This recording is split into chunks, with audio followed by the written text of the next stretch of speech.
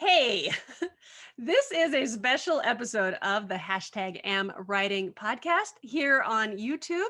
This is one of our the working bookshelf book the working bookshelf episodes. You'll hear in a minute while I am so verklumpled and distraught as I join you here today. But these episodes are Jennie Nash and I, KJ Dell'Antonia, debating two books about a particular writing topic that we both love.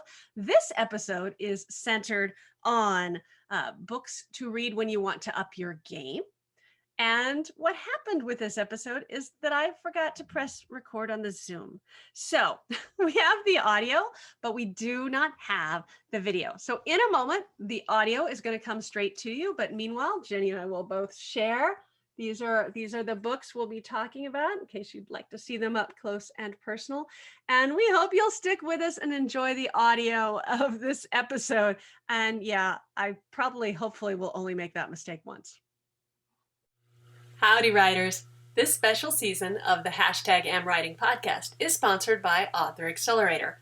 Author Accelerator hand matches writers with book coaches who have been rigorously trained to provide motivation and inspiration and give writers the support we need to stop making excuses and get the job done.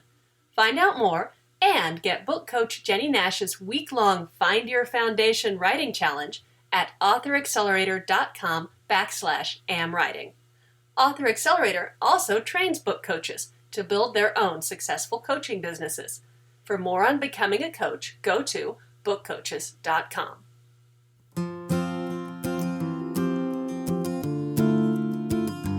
Hello and welcome to a special edition of the hashtag Am Writing podcast, the working bookshelf, aka hashtag Am Reading about writing.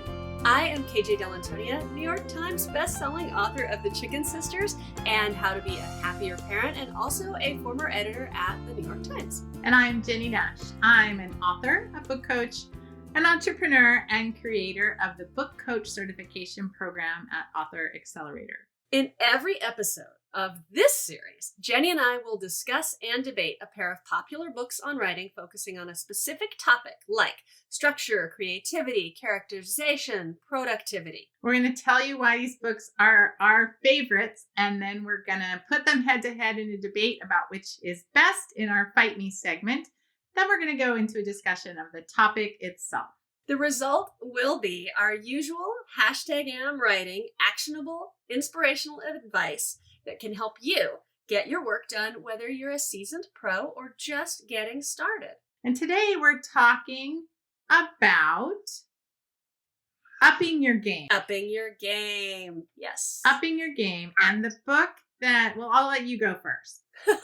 And this is going to be a real fight me because Jennie doesn't like my book. So that's going to be fun. So the book I have chosen, which I have on Kindle, is The Bestseller Code, Anatomy of the Blockbuster Novel. I love this book and have read it multiple times and find it enormously entertaining. It is a data-driven book about people who came up with an algorithm that reads, I'm putting that in air quotes, books and predicts whether or not, so it read, I don't know, a bazillion books, whatever the version of bajillion will provide you with enough data, and developed a way to predict whether or not the book would be a bestseller that, at least according to them, and I have no reason to doubt them, they are Stanford data science, they're serious people, and this is actually kind of a peer-reviewed academic nerdy festival of a book. So now their algorithm can read a book and make an educated guess about whether or not it's going to hit bestsellerdom. And I think A, that's super fun, and B, there's a lot we can learn from it if we don't get too caught up in it. So I love it. That book makes me crazy, which we're going to talk about in a minute. And I picked a book to stand in opposition to the bestseller code, which is The Practice by Seth Godin. And Seth Godin, for those of you who don't know, is a marketing guru. He's the guy who came up with the term permission marketing, which means you allow someone to be in your inbox, or I'm saying that wrong. you give permission to people for them to come into your inbox. And he is a very business oriented guy, but I think he's one of the top people that writers should be reading because of his market focused, practical understanding of the way creative work gets done. And the practice, the subtitle's Shipping Creative Work, is all about exactly what it sounds like, which is the plodding nature of getting work done. Plotting, not P-L-O-T, but P-L-O-D, the plodding nature of getting work done. That super unfun part of just, you've got to do the work. So I put this in opposition to the Bestseller Code. Seth has been on the podcast twice, actually, which is a fairly rare distinction that Jennie shares. And once was, I'm pretty sure, talking about this book. So we will put a link to that in the show notes. So I can't, it's not like I don't like Seth's book, but I'm still going to defend mine to the death. Fight me, Jennie. Why? What is bad about the fun of reading all the nerdiness about what bestsellers have in common, whether they are, the Bridges of Madison County or, Stephen King.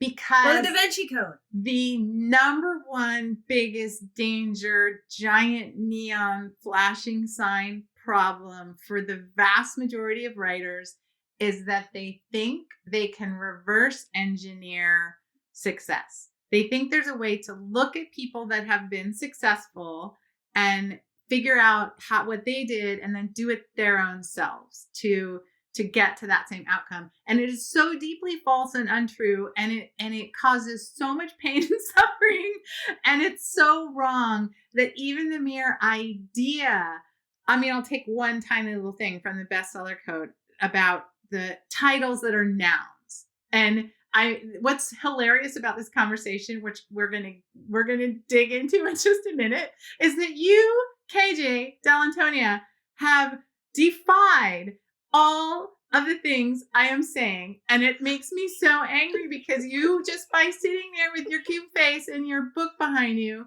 are standing in defiance of my argument.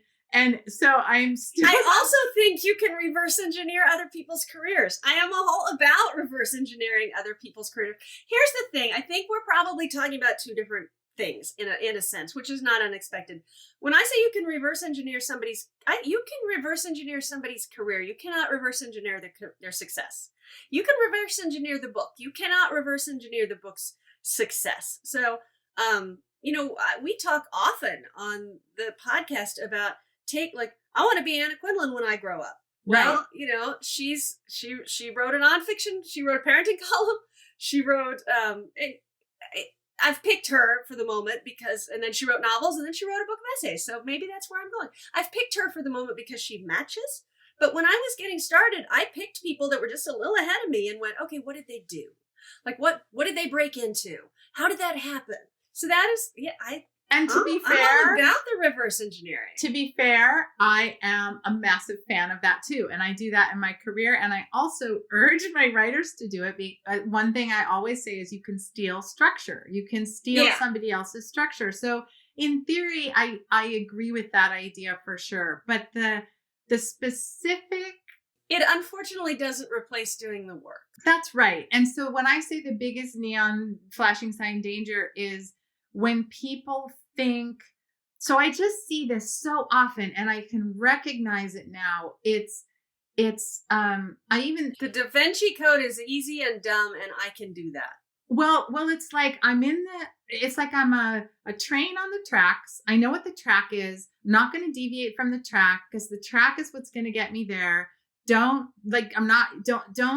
mess with me. I don't want to wobble off of the track. And what they're failing to do is there's a moment of transition. So what you and I were talking about is, I want that career, or I want that outcome, or I want that thing.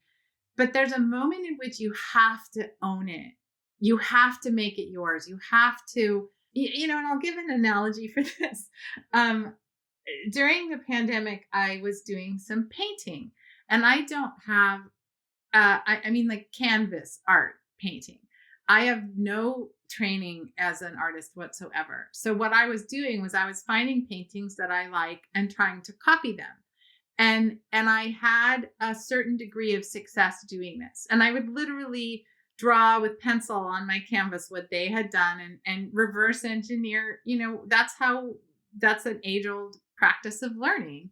And I would do pretty well. Like I would do pretty well. And then I would look at the original and I'd get mad and I'd be like, there's just something about it that I can't get, that I can't capture, that I can't do. And I would realize, so the particular one I'm speaking about is I was trying to paint the sky with clouds, and clouds are really hard. And I just couldn't get it. And I realized I had to just let go of their clouds and make my own clouds and own it and have it be mine. And, I started in the box and then I had to put the box aside. And that move is what people don't do. They don't make that move. And so then they stay in that place of what's the rule? What's the pattern? What do I do? Yeah. Okay. If you're going to stay in that place, don't even read this book. Cause it's just going to be dangerous for you. Cause it is not a recipe. They say it. And their algorithm can't write a bestseller and it can't tell you how to write a bestseller. What it can do is look at what you have done, which it had better be, your very, very, very best thing. And say, what kind of verbs you have used and whether your structure goes. It's really fascinating to me what it can do and what the bestsellers have in common. But I find it fascinating I do find it helpful as a writer, but mostly it's fascinating just as information. So yeah, if you are of the, if you get too caught up in reverse engineering, if you're like, well, I want to be, I want to be Anne Lamott when I grow up, so I better become a single parent. Or, if you get too caught up in that stuff, then yeah, okay, stay away from this. I can see the problems with it, but I think one thing I would say is that they own those problems. They say over and over again, this is not meant to help you write a bestseller. It won't help you write a bestseller. The way that you cannot say vampires are bestsellers, so I'm going vampire. They really own that. So. Well, and that's exactly the danger that I'm talking about. And what's interesting is I mentioned titles before, titles with nouns. And the title of this book, The Bestseller Code, is so good. It's such a good title for so many reasons. And people want to grab it. It's the adjective noun. Yeah. That is, I've been trying to come up with a title lately, and I have been sitting around going, the adjective noun, the adjective noun, yeah. the adjective noun. I don't know that that's what my title will be, but that's what they would like it would be, because the adjective noun, even though my adjective is also a noun. Yeah. So this is why talking to you about this particular issue is so hilarious, because I loved this before I got lucky. Right?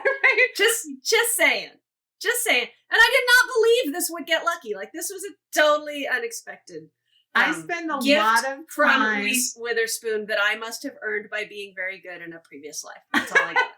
I spend a lot of time, previous to your success, I spend a lot of time telling people you can't plan to have a bestseller. You can't control the outcome. It doesn't, just pretend like it's not going to happen. It doesn't happen. It's like winning the lottery. Just let that part go. You have to do the work. You have to, put in the time and let the market decide what the market decides. And now what I say is, what happened to KJ is not going to happen to you. What happened to KJ didn't happen to KJ in the first book, or I've got another book which is not up here. Yeah. So it's very hilarious and awkward to be talking. And it isn't going to happen with the next one. It's not. Probably not. And that's okay. I won't feel that way when it doesn't happen, but But it is okay. That's what's so funny is for you in particular to say, you could reverse engineer a New York Times bestseller and a Reese Witherspoon book club book. That would be a great plot of a novel, actually. Somebody trying to do that, because it's not going to happen. It's just not. That is totally the kind of book I would write. I am not saying you can reverse engineer the success. I guess what I'm saying is that it is useful to look at the things that go into it, because you can make the efforts to do those things. You just can't expect them to work.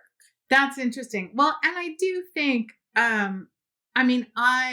this book, The Bestseller Code, made me mad as a book coach, but as a human, I agree with you. I think it's fascinating. Why do certain books do so well? Why, even just the general idea of books and the books we love, and the ebbs and flows of what books become the ones everyone is talking about, and just that whole idea is just incredibly fascinating, and how messages spread, how ideas rise. I love all those books, like Made to Stick and Contagious. Mm-hmm. And I love all those books because it is really fascinating. And this book, The Bestseller Code, in my mind, if it were, the one I said before, it's such a great title, but if it were skewed or positioned more like that, I probably would have been less upset with it. But it was like, oh no, now all the writers are going to say, okay, my title's going to be, got the noun, and I'm going to have contractions, and that's going to make it a bestseller. And it's like, no, it's not. Well, something really interesting. So they fed all these books in, and then they pick like 20 that they talk about a lot in here. And they are, I think it is The Bridges of Madison County, and the Da Vinci Code, and Gone Girl, and stuff like, and they spend a lot of time on those books. But when they also like sort of hoarded some bestsellers to feed their algorithm after they had perfected it. And so they fed them these later. And the one that it super, super predict, like the perfect book, the Uber book for the bestseller code, was The Circle by, is that Dave Eggers? No. Oh, it's Dave Eggers, isn't it? Yeah. And it was a bestseller, but it ain't no Da Vinci Code. Yeah. It's no Bridges of Madison County. Not that I actually have never read that, so I don't have any feelings about it, but it's not Nicholas Sparks. It is not that kind of, but it was a bestseller. So it's kind of interesting. It shows you the limitations of, and I think this is a book that can help you write a good book, if you understand the limitations of it. Yeah, that's true. And it's, we should talk about Seth's book. Oh, let's talk about Seth. Let's not leave Seth out. That is a good book. Like, why did you put that one in opposition to this one? So I put it in opposition to that one just based on that literal, visceral reaction to the title, The Bestseller Code. The idea that there could be a code or a pattern or a way to reverse engineer a bestseller, which is not technically what that book is about. But the opposition to that is the idea that you just have to do the work, and you have to put your butt in the chair, as the hashtag #AmWriting podcast will remind you every time. And the idea, on page 15, this is my dog-eared page, Seth writes, for the important work, the instructions are always insufficient. For the work we'd like to do, the reward comes from the fact that there is no guarantee, that the path isn't well lit, that we cannot possibly be sure it's going to work. It's about throwing, not catching, starting, not finishing, improving, not being perfect. No one learns to ride a bike from a manual. It's just like, boom. And then the book reinforces that. I actually think there were some flaws in this book. I think it's thinner in depth than some of his others. But the idea that it's a practice, showing up to write and learning to write well, and your second book is going to be better than your first, and your third is going to be better than just because you got better at it, and you've practiced it, and you've committed to it, and you've done it. And so and he doesn't want you to hold on to it and not ship it till it's perfect. That's also part of his message. He's like, you got to put it out there and get the feedback, and then redo it, and then put it out there and get the feedback, and then redo it. Yes, so that's important too. Super important. And that is, that's the subtitle, shipping. Yeah. It's like doing the work, getting it done, learning from your failures, going on. And so it's very, action and experience centered, as opposed to external pattern or code centered. And I think combining that idea with the other of just, practice. That's it. It's a practice. And sometimes it doesn't go well. And that's part of being a writer too, and part of being a publishing writer too. And I just am a huge fan of Seth Godin for writers, because we have to be market focused. And what you said before, which the bestseller code does not say, is you can't say, oh, vampires are hot, that's the market, I'm going to write a vampire book and I'm going to hit it. It's so unpredictable, so out of our control. We just do not know what the world is going to be when your book comes out, or what other forces are going to happen. And luck and timing play such a role in success. But yeah, the idea of just doing the work, I think this book really speaks to that. And doing the work in a market focused way is really an important point for writers, which is, so it's not predicting the market, it's just understanding the market, understanding how it works, and understanding how books are bought and sold, and understanding, that there's things you can know about that. Yeah. So I agree with all that. Like, I love that book too. It's not, I just happen to love mine.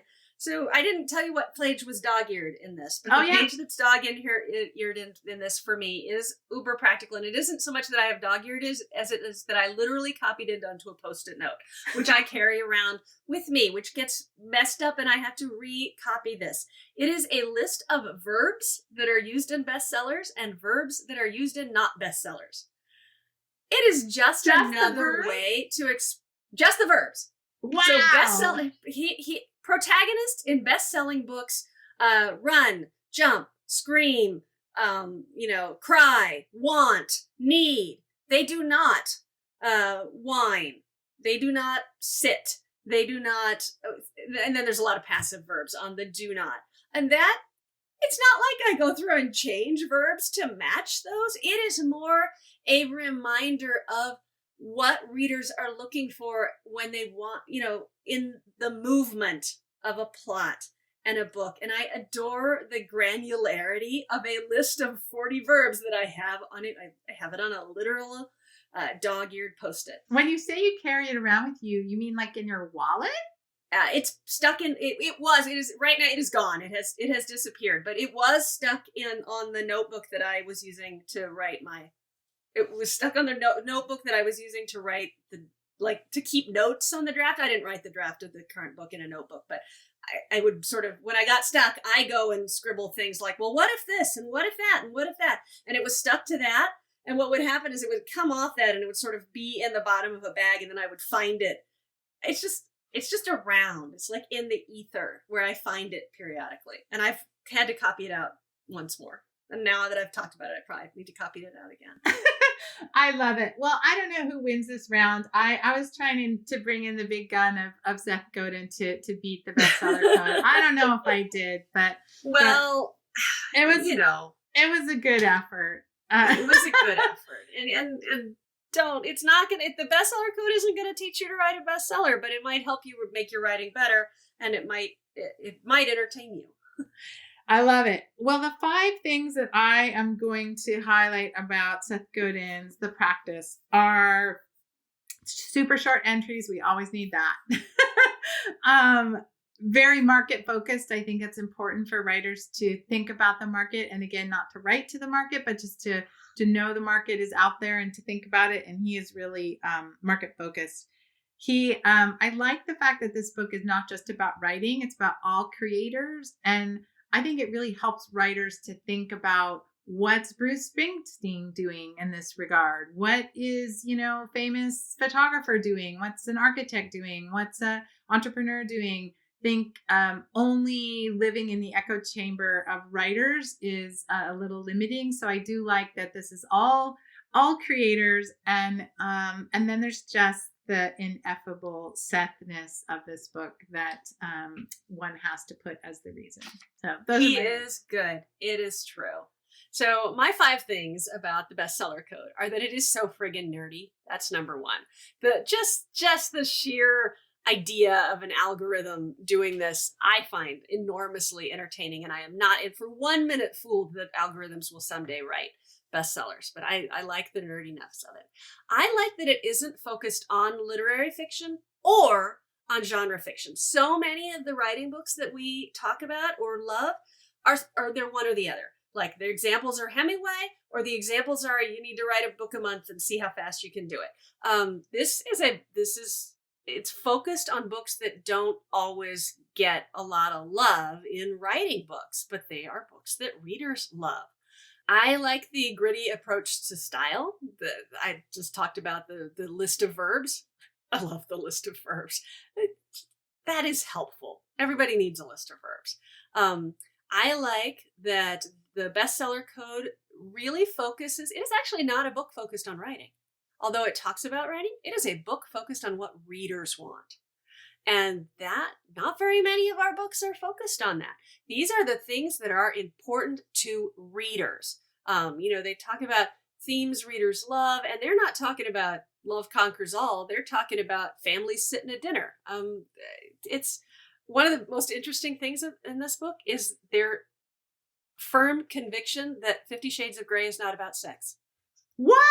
I didn't get that far.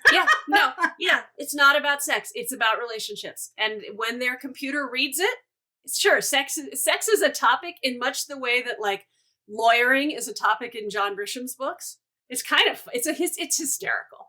But the real topic is the thing that kept people going was the relationship between those characters, which I wouldn't have guessed that. I thought that was really riveting, frankly. So the last thing I like about it is pretty much that. It encourages to take a closer look from a readerly perspective at books that don't usually get that closer look. I love that. You make me want to go back and read all the books, KJ. The way you talk about them. I'm a good bookseller. It's a bit of a problem. Well, next episode, we are going to talk about books that help when you are stuck. Yes, we are. And that is going to be great. So if you want to talk back to us about this episode, head over to the #AmWriting Facebook group. Best place to do it. Or you can tag me or Jenny on Instagram. I am at KJDA. She is at Jennie Nash. Am I right? Jennie Nash Book Coach on Instagram. At Jennie Nash Book Coach. You can put something in the YouTube comments should you be joining us there, and we would be always happy to hear from you. If you're on the #AmWriting mailing list and therefore getting the show notes for this episode in your email, you can reply to that, and that will also come to us. Always happy to talk more about books. All right, that is it for this episode. Until next week, keep your butt in the chair and your head in the game.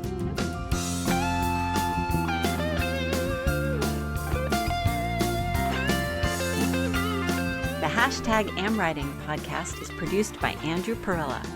Our intro music, aptly titled Unemployed Monday, was written and played by Max Cohen. Andrew and Max were paid for their time and their creative output because everyone deserves to be paid for their work.